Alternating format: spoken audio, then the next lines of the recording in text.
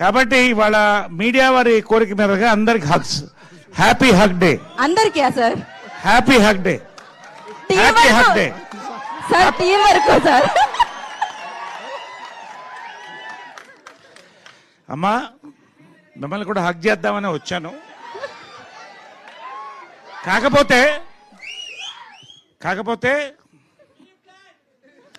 మీరిద్దరు కూడా చీరలు కట్టుకొచ్చారు. కొన్ని సంఘటనల తర్వాత ఒక ఘటన తర్వాత చాలా మట్టుకు స్టేజ్ మీద చీరలే కట్టుకుంటున్నారు.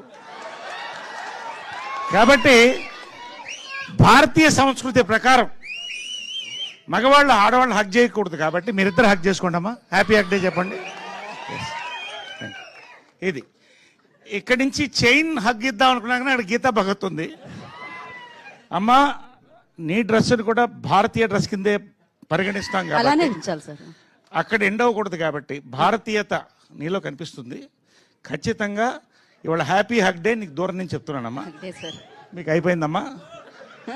యాక్చువల్గా మనోడు ఏం చెప్పాడంటే రేపు పెడితే బాగుండేది సార్ అన్నాడు. రేపేంటి అన్న కిస్ డే అన్నాడు.